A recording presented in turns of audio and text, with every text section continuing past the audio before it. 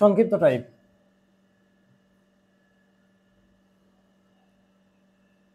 সবাই খাতা খোলেন, দেরি করবেন না। হ্যাঁ,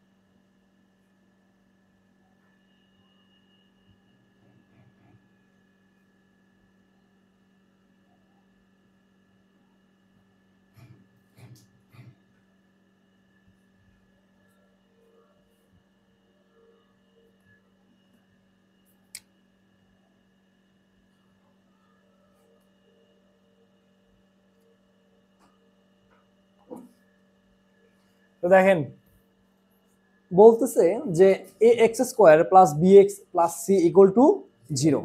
এই সমীকরণের দুইটা মূল আছে, একটা মূল যদি আলফা হয়, প্রশ্নেই বলতেছে একটা মূল যদি আলফা হয়, আরেকটা মূল হবে ওর উল্টার বর্গের বর্গ। কথা বুঝছো? মানে একটা মূল যদি আমরা আলফা ধরি, আরেকটা মূল ধরতাম কি বিটা, কিন্তু এই বিটা সমান হবে যে প্রথম যে মূলটা ধরছি তার কত হবে উল্টার বর্গ। উল্টার বর্গ মানে কি বলতো? এটা আমরা কি করতাম, উল্টা 1 ডিভাইডেড করতাম, এটার বর্গ এটা এরকম ভাবে করতাম, বুঝছো? উল্টার বর্গ। তাহলে এটা কি 1 এর উপর স্কয়ার আসলে 1 1ই, আর নিচে আসবে কি শুধুমাত্র আলফা স্কয়ার। তার মানে একটা মূল আমরা পাচ্ছি আলফা, আর একটা মূল কি হবে 1 divided alpha square. Prove that, এখান থেকে প্রমাণ করতে হবে AQ plus CQ plus ABC equal to 0। তা আমরা প্রথমে কি করব, মূলদ্বয়ের যোগফল, তারপরে কি মূলদ্বয়ের গুণফল। প্রথমে আমরা মূলদ্বয়ের যোগফল বের করব। মূলদ্বয়ের যোগফল, মূলদ্বয়ের যোগফল করেন আলফা প্লাস 1 ডিভাইডেড কি আলফা স্কয়ার সমান কি বলেন তো মাইনাস বি ডিভাইডেড এ কিনা বলেন। সূত্রের মাইনাস এক্স এর সহগ ডিভাইডেড এক্স স্কয়ারের সহগ। এক্স এর সহগ কি এখানে ভি এবং এক্স স্কয়ারের সহগ কি এখানে এ। তাহলে সূত্রের মাইনাস বি ডিভাইডেড এ। এই সমীকরণ দেখে কি মনে হয় বলেন তো, মনে আছে কিনা এটা আদর্শ সমীকরণ বা সাধারণ সমীকরণ? এরা দ্বিঘাত সমীকরণের সাধারণ সমীকরণ না? তাহলে মানে সূত্রের সাথে একদম হুবহু মিলে যাবে, মাইনাস বি ডিভাইডেড এ। আচ্ছা, এরপরে মূলদ্বয়ের গুণফল যদি আমরা বের করি, মূলদ্বয়ের গুণফল যদি আমরা বের করি, দেখেন এখানে আসবে আলফা আর এখানে কি আসবে আলফা স্কয়ার। তাহলে এখানে কি সি ডিভাইডেড এ কিনা, মূলদ্বয়ের গুণফল কি এক্স বর্জিত পদ ডিভাইডেড কি এক্স স্কয়ারের সহগ। তাহলে এক্স বর্জিত পদ এখানে কি এক্স নাই, কি সি আছে, আর এক্স স্কয়ারের সহগ কি এ। তাহলে এক্স ডিভাইডেড এক্স স্কয়ার। এখন দেখেন তো এখান থেকে একটা একটা কাটা যায় কিনা, নিচে কে থাকে শুধু গুণফল alpha into 1 divided alpha square equal to, আমরা কি লিখতে পারি দুইটা মূল যখন গুণ করে সূত্র কি যে এক্স বর্জিত পদ ডিভাইডেড এক্স স্কয়ারের সহগ। এক্স বর্জিত পদ এই সমীকরণে কে সি না, আর এক্স স্কয়ারের সহগ কে এ, তো সেটাই লিখছি সি ডিভাইডেড এ। তো এখান থেকে যদি আমরা আলফা, এখানে কি 1 ডিভাইডেড আলফা স্কয়ার আছে, এখান থেকে আলফা আলফা একটা কাটা দিলে নিচে কি থাকবে আলফা, নিচে একটা আলফা থাকবে না, থাকবে। তাহলে আমরা আলফার মান বের করব। তাহলে এখানে কি থাকলো 1 ডিভাইডেড আলফা ইকুয়াল টু কি সি ডিভাইডেড এ। এখন যদি আমরা শুধু আলফার মান বের করতে চাই, টোটাল পার্টটা আমরা উল্টায় দেব। উল্টায় দিলে কি আলফা চলে যাবে উপরে, নিচে চলে আসবে 1 ইকুয়াল টু এ চলে যাবে উপরে, সি চলে আসবে নিচে। বিষয়টা এমন না? তাহলে এই নিচে 1 কি দেওয়ার দরকার আছে? দেওয়ার দরকার নেই। এইটা আমরা ধরে নিলাম কত 1 নং। এই যে এটা আমরা ধরে নেব 1 নং সমীকরণ, আর এটা ধরে নেব 2 নং সমীকরণ। বুঝছেন? 2 নং সমীকরণ। এখন আমরা যে কাজটা করব 1 নং লিখব, 1 নং সমীকরণ হতে পারে। ক্লাসের সময় কিছু করা লাগবে না? না না না, ক্লাসটা এটা সিম্পলি আমরা করতে পারতেছি, কোনো সমস্যা নেই। আর ক্লাসটা করতে গেলে ঝামেলা আছে, লসাগু করতে হবে, লসাগু থেকে আবার অনেক প্রসেস করতে হবে, ঠিক আছে? কথা বুঝছেন? কিন্তু এটা গুণফল কিন্তু স্বাভাবিকভাবে আমরা বুঝতেছি। এই নিয়ম, ম্যাথটার নিয়মটাই এরকম, বুঝছেন? দেখেন সমীকরণ 1 নং সমীকরণ হতে পাই, 1 নং সমীকরণ কি ছিল বলেন? Alpha plus 1 divided alpha square equal to আমরা কি লিখছি বলেন মাইনাস বি ডিভাইডেড এ। এখন বলেন কিনা এখানে আলফার মানগুলো বসায় দিতে পারি কিনা? আলফার মান যদি বসাই দিই, এখানে আলফার মান কত আছে বলেন তো, a by C plus 1 divided a by C, এটার উপর কি স্কয়ার আসবে equal to minus b divided a। আর এখান থেকে যে জিনিসটা করা যায় সেটা হলো a divided c plus 1 divided 1 গুণন c square divided a square. জিনিসটা বুঝছেন কিনা দেখেন, এই স্কয়ারটা দেওয়া মানে কি এখানেও স্কয়ার এখানেও স্কয়ার, এই টোটালটা রাশি মিলে একটা কিনা বলেন, এই টোটালটা রাশি মিলে যদি একটা হয় আর 1 ডিভাইডেড 1 ডিভাইডেড টোটালটা রাশি মিলে যদি একটা হয়, ভাগের নিচে ভাগ থাকলে কি হয়, উপরের ভাগটা সেম থাকে নিচের ভাগটা কি তার রাশিটা উল্টো পরিবর্তন হয়ে যায় না, নিচেরটা চলে যায় উপরে, উপরেরটা চলে আসে নিচে। তার মানে এইটা টোটালটা মিলে হলো একটা আর এটা এক আছে, এর নিচে নিচে কিছুই নাই মানে কি 1 আছে না, 1 আছে, তাহলে এটা ধরে নিলাম 1 আছে, তাহলে 1 ডিভাইডেড 1 গুণন এই সি স্কয়ার উপরে চলে গেল ডিভাইডেড স্কয়ার। কথা বুঝছেন না? এটা তো সাধারণ বেসিক, এটা তো ম্যাথের কোনো ট্রিক্স না। বুঝেন নাই? বোঝেন নাই ব্যাপারটা? আমি আপনাকে এটা বুঝাই, দেখেন 1 divided a square divided c square, এটা মানে কি দেখেন তো, আমি এটা লিখতে পারি কিনা, 1 ইনটু 1 ডিভাইডেড 1 গুণন, দেখেন তো এটা লিখতে পারি কিনা, 1 ডিভাইডেড a স্কয়ার, ওইভাবে হয় যায়। দেখেন আমি আপনাকে বলি ইকুয়াল টু যদি এখানে থাকে, ইকুয়াল টু যদি এখানে থাকে তার মানে বোঝাচ্ছে যে এইটা মিলে একটা রাশি, এটা মিলে একটা, আর এইটা মিলে এইটার দেখেন এটা সিঙ্গেল অবস্থা একা আছে না, এক যদি একা থাকে তার নিচে মনে মনে কিছুই নেই মানে 1 আছে না, 1 আছে, তাহলে ভাগের নিচে ভাগ থাকলে আমরা যেভাবে ক্যালকুলেশন করব, দেখেন এইটা যদি এরকম আছে তাহলে আমরা কি করব, এর মনে মনে কিছুই নেই মানে কি 1 আছে গুণন, আর এটা মিলে যেহেতু একটা তাহলে এই নিচেরটা কি পরিবর্তন হয়ে যায় না, নিচেরটা উপরে উঠে যায়, সি স্কয়ার কি উপরে উঠে যাবে আর এ স্কয়ার কি নিচে চলে আসবে, বিষয়টা এমন। তাহলে সি স্কয়ার ডিভাইডেড স্কয়ার। কথা বুঝছেন? এখন এই ইকুয়াল টু যদি এখানে না থেকে এখানে থাকতো তাহলে বলেন কি হতো? তার মানে এখন বোঝাচ্ছে যে এইটুকু মিলে একটা আর ডিভাইডেড সি স্কয়ার আলাদা। কথা বুঝছেন? তার মানে এখন আমাদের ক্যালকুলেশন হতো যে 1 ডিভাইডেড স্কয়ার গুণন সি স্কয়ারের নিচে কিছুই নেই মানে 1 আছে, তখন 1 ডিভাইডেড সি স্কয়ার, নিচেরটা উপরে উঠে গেল উপরেরটা নিচে চলে আসলো। কথা বুঝছেন? ইকুয়াল টু কোথায় আছে সেটা বুঝতে হবে, সেটার উপর ভাগের নিয়ম কিন্তু চেঞ্জ হয়ে যায়। তো এখান থেকে আমাদের ইকুয়াল টু আছে কোথায়, এই বরাবর, এই বরাবর আছে না, এই বরাবর আছে, তাহলে আমরা সেটাই করছি 1 ডিভাইডেড 1 গুণন C square divided a square equal to minus b divided a। তো এখান থেকে যদি আমরা দেখি যে a divided c plus C square divided a square equal to minus b divided a। আচ্ছা এই মাইনাস b এই পাশে নিয়ে আসলে কি প্লাস b ডিভাইডেড a হবে কিনা বলেন? এই পাশে কি 0 হয় না? 0 হয়, দিতে পারে। এখন এখান থেকে আমরা একটা জিনিস লসাগু নিতে পারি, লসাগু নিতে পারি, সেই লসাগুটা কি নিব বলেন? একটা জিনিস লসাগু নিব, লসাগু কি নিব? লসাগু a স্কয়ার c, এখান থেকে লসাগু করব, লসাগু করলে লসাগু আসে a square c, a square c।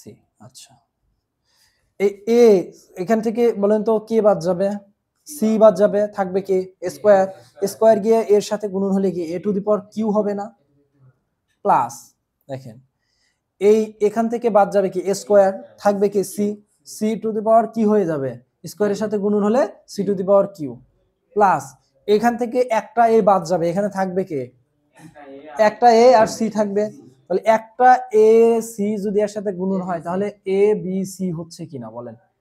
a b c হচ্ছে। তাহলে এখান থেকে এই পাশে ভাগ অবস্থায় কি স্কয়ার c ছিল, ওই পাশে চলে গেলে কি জিরোর সাথে গুণন হয়ে যাবে, তার মানে সরাসরি আমরা এখন অলরেডি প্রুফ পেয়ে গেছি, এ পাশে থাকতেছে a Q plus c Q plus a b c equal to 0। এইটাই আমাদের প্রুফ চাইছে, দেখেন এটাই হলো প্রুফড।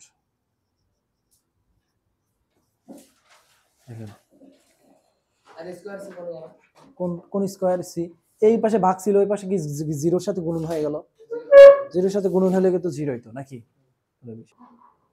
আচ্ছা একটা সমীকরণ দিয়ে বলছে যে এই সমীকরণের একটি মূল যদি একটি মূল অপরটির বর্গের সমান, তার মানে একটি মূল যদি আমরা আলফা ধরি তাহলে অপর মূল কি ধরবো আলফা স্কয়ার, অথবা একটি মূল যদি আমরা বিটা ধরি তাহলে অপর মূল কি বিটা স্কয়ার। আমরা প্রথমে যেহেতু আলফা হিসাব করে আলফাই ধরলাম, সমস্যা নাই। সেটা থেকে প্রমাণ করতে হবে কি, এইটা আমাদের প্রমাণ করতে হবে। তো আমরা এখন আল মূলদ্বয়ের প্রথমেই যে কাজটা করে নিব, যে এখান থেকে আমরা মূলদ্বয়ের যোগফল আর গুণফল বের করে নিয়ে আসবো নাকি। তো মূলদ্বয়ের যোগফল লেখো, লিখে নাও। হ্যাঁ, একেবারে তোমরা বসে থাকো, বসে থেকে একেবারে একটু প্যারালালেও চেষ্টা করার লাগে, যে প্যারালালে তুলে নাও যত সময় বাঁচে।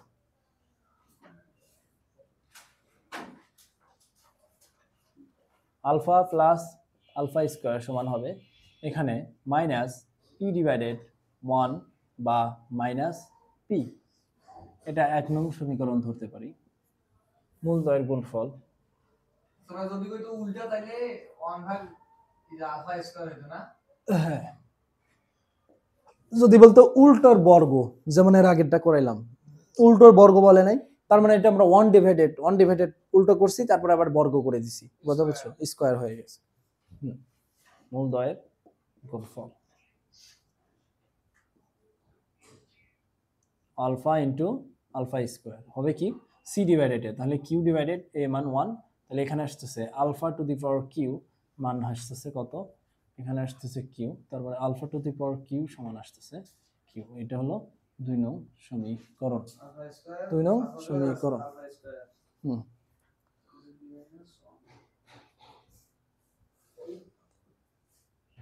এখন আমরা যে জিনিসটা লিখব সেটা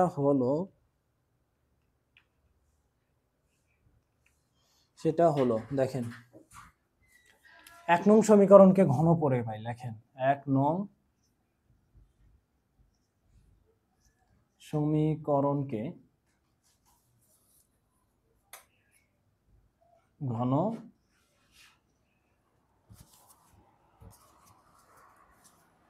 করে। 1 নং সমীকরণ কি ছিল, আলফা প্লাস আলফা স্কয়ার, ঘন করলে কি কিউ, ঘন করব কি জন্য, এটা প্রমাণ মিলানোর জন্য, কথা বুঝছেন, যে প্রমাণ করছে, যে ম্যাথমেটিশিয়ান প্রমাণ করছে সে উভয় পক্ষে ঘন করে প্রমাণ করছে, কথা বুঝছেন।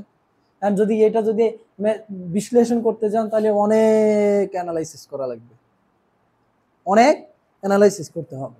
আপনি মনে রাখবেন যে এটা প্রমাণ করতে হলে আমাদের যেভাবে আগানো দরকার সেভাবে আগাচ্ছি। এখন যদি বিশ্লেষণ করতে যান এটা আমার বুঝাতে লাগবে 1 ঘন্টা, আধা ঘন্টা লাগবে, বুঝছেন। কারণ ম্যাথমেটিশিয়ান তো বিশ্লেষণ করে একটা প্রমাণ মিলাইছে। প্রমাণ মানে কি, আপনি এটা কি নিজের মতো করে অন্য কিছু করতে পারতেন না? এই জন্যই তো আপনার এই ম্যাথটা প্র্যাকটিস করতে হবে 5 বার 10 বার। কারণ এই ম্যাথটা যখন আপনি প্র্যাকটিস করবেন হুবহু এই ম্যাথই যখন প্রশ্নতে পাবেন তখন কি এই ম্যাথটা ভুল হবে? এরকম তো না যে আপনি একটা নিয়ম করে আসতেছেন বাট এখানে ম্যাথ বানায় দিবে, আপনি নিয়মটা শিখতেছেন। বিষয়টা এরকম যে আপনি একটা নিয়ম 9-10 কি হয়েছে যে আমরা নিয়ম শিখছি বাট পরীক্ষার হলে কিন্তু হুবহু ম্যাথ আসে নাই, ওই নিয়মের ক্যাটাগরিতে আসছে। তার মানে আমাদের বেসিকটা যেমন জানা দরকার, নিয়মটাও বোঝা জরুরি, বিষয়টা এরকম। বাট এটা তো প্রমাণ, কেউ একজন এইটা প্রমাণ করছে, তার মানে সে যেভাবে করছে সেভাবেই করতে হবে, কথা বুঝছেন কি। প্রমাণ কেউ করছে না, এটা প্রমাণ কেউ করছে না, সেটাই তো তুলে দিছে, তার মানে সে যেভাবে আগাইছে আমরা সেভাবেই করব, কথা বুঝছেন। অন্য উপায়ে যদি আপনি চিন্তা করেন, ডান সাইডে প্রমাণটা দেখেন, প্রমাণটার ক্যাটাগরি কি দেখেন, প্রমাণটার ক্যাটাগরি হলো যে পি কিউ মাইনাস ধরেন সামথিং এখানে আছে, তারপরে আছে কি কিউ স্কোয়ার।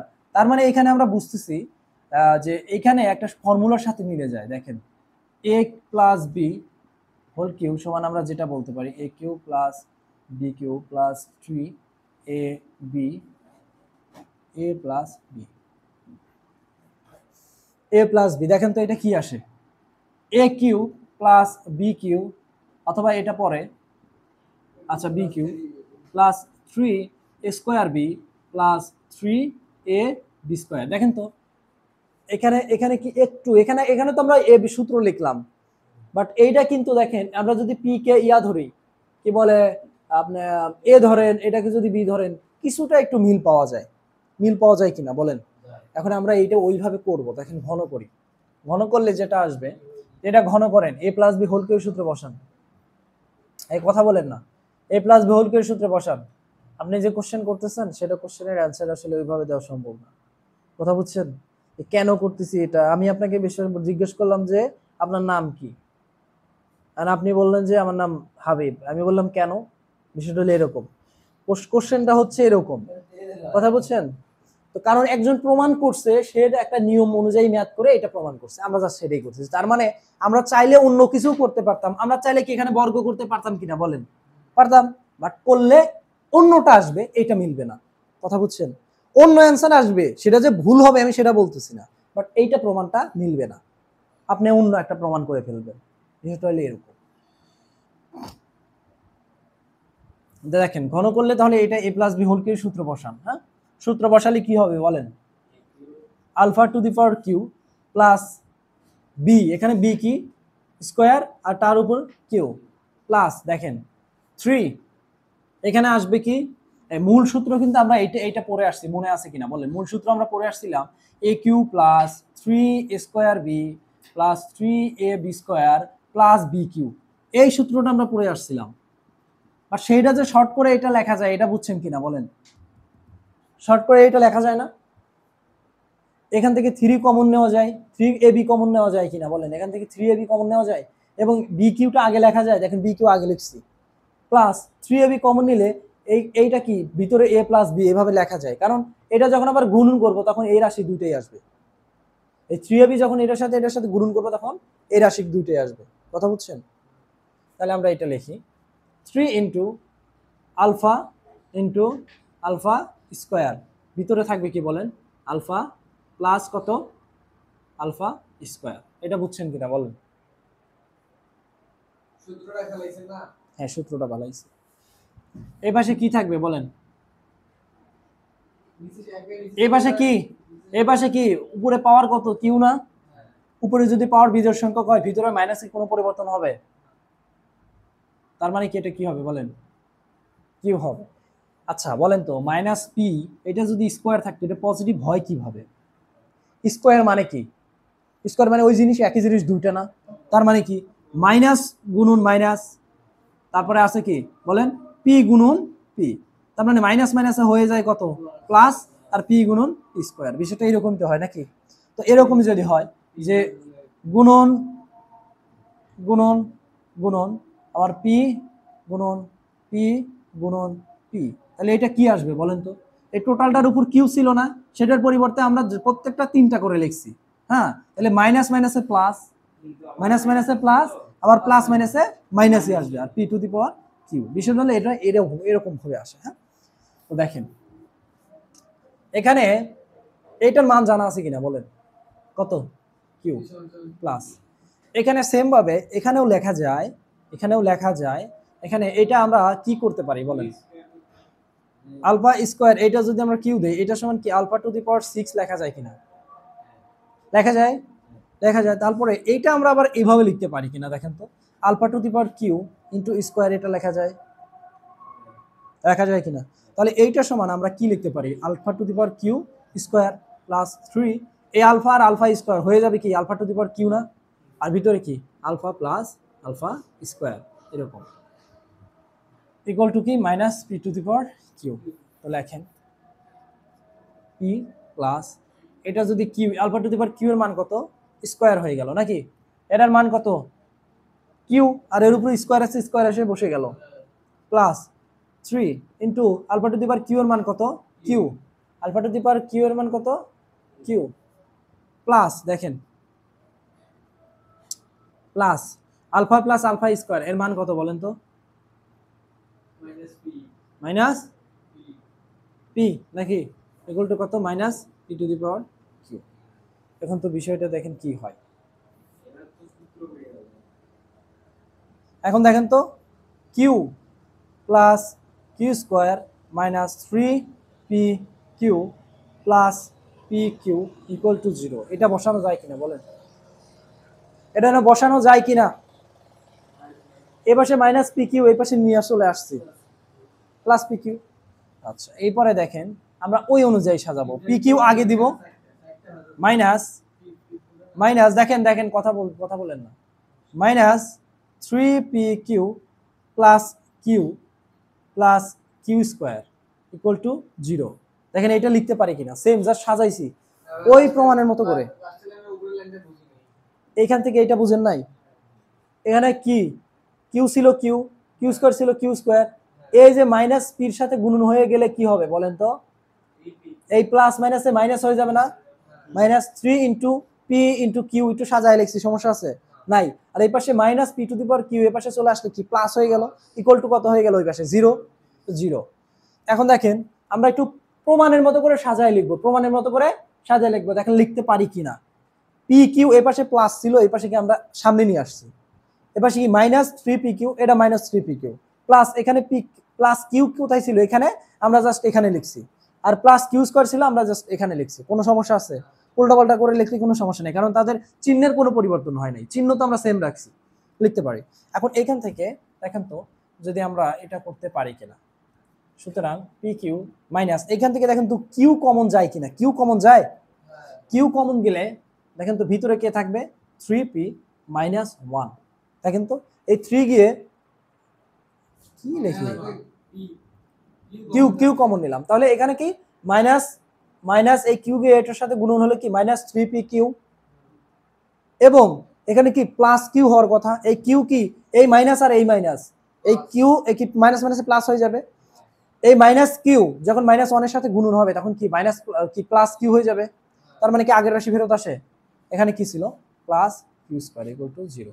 এইটাই হলো রাইট সাইড প্রুফ।